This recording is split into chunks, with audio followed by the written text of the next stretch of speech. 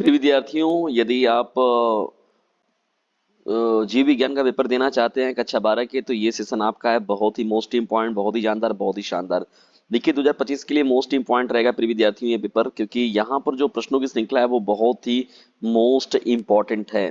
ठीक है, तो वीडियो को बिना स्किप किए हुए पूरा जरूर देख लीजिए। निश्चित तौर पर आने वाले डेट में जब आपका एग्जाम होगा, जिस दिन जीव विज्ञान का, उस दिन के लिए आपका ये सेशन बहुत ही मोस्ट इंपॉर्टेंट रहेगा।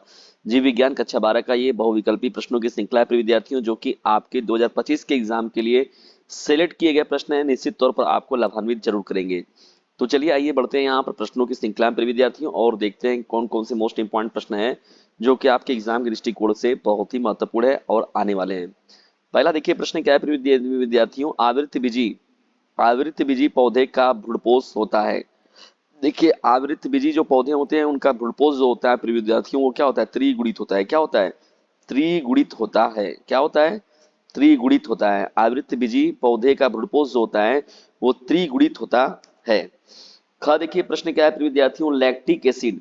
लैक्टिक एसिड जो होता है बैक्टीरिया द्वारा दूध से दही के परिवर्तन में किस विटामिन की मात्रा में वृद्धि होती है? तो देखिए प्रिय विद्यार्थियों, विटामिन B12 में होता है। क्या होता है? तो किस विटामिन की मात्रा में वृद्धि होता है? तो विटामिन B12। यानी लैक्टिक एसिड बैक्टीरिया द्वारा दूध से दही के परिवर्तन में जो विटामिन की मात्रा में वृद्धि होती है वो कौन सा? विटामिन B12 का होता है। ठीक है ना। ये भी बहुत ही मोस्ट इंपॉर्टेंट प्रश्न है प्रिय विद्यार्थियों, बार बार पूछा जाने वाला है। ग प्रश्न की हम लोग पढ़ते हैं। देखिए विषाणु का आनुवांशिक पदार्थ क्या है? देखिए विषाणु का आनुवांशिक पदार्थ क्या है? तो देखिए इसको हम लोग बोलते हैं डीएनए अथवा आरएनए। ठीक है ना। तो डीएनए का पूरा नाम भी याद रखिएगा प्रिय विद्यार्थियों। डीऑक्सीराइबोज न्यूक्लिक एसिड हो गया, अब यहाँ पर राइबोज न्यूक्लिक एसिड हो गया। ठीक है ना। तो विषाणु का आनुवांशिक पदार्थ क्या होता है? डीएनए होता है। ठीक है ना। घ प्रश्न क्या हो जाएगा आप लोग का। आनुवांशिक विकास 21वें क्रोमोसोम की त्रिसूत्रता के कारण क्या होता है? तो इसे हम लोग कहते हैं डाउन सिंड्रोम कहते हैं। इसको हम लोग क्या कहते हैं? डाउन सिंड्रोम के अंतर्गत इसका अध्ययन हम लोग करते हैं। ठीक है। अंग देखिए प्रश्न क्या है प्रिय विद्यार्थियों। किस रोग की पुष्टि विडाल परीक्षण द्वारा होती है? तो देखिए विडाल परीक्षण जो होता है प्रिय विद्यार्थियों मुख्य रूप से जो होता है वो टाइफाइड के लिए होता है। यानी टाइफाइड रोग का पता करने के लिए जो होता है वो विडाल परीक्षण का सहारा लिया जाता है। ठीक है ना। ये भी आपका प्रश्न जो रहेगा मोस्ट इंपॉर्टेंट रहेगा।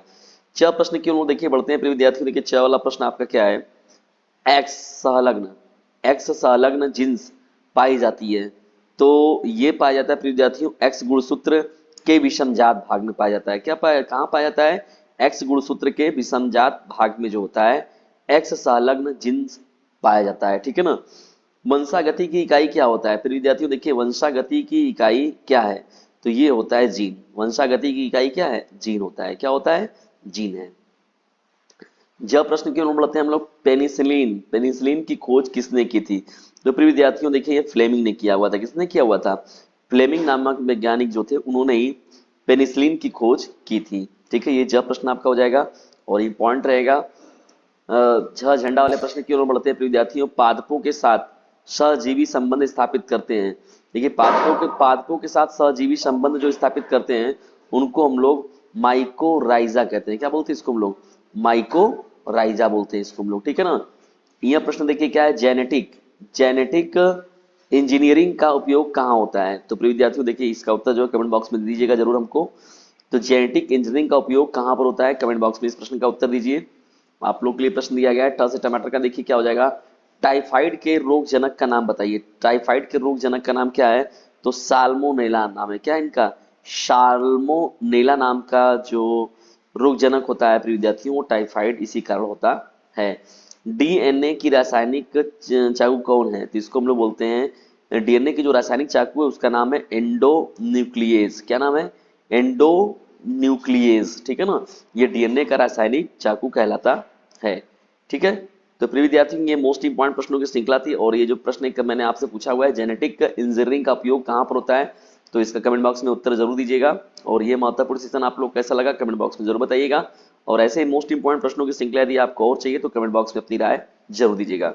जल्दी मिलते हैं किसी अन्य वीडियो में किसी अन्य टॉपिक के साथ। तब तक के लिए टेक केयर, गुड बाय, जय हिंद, जय भारत।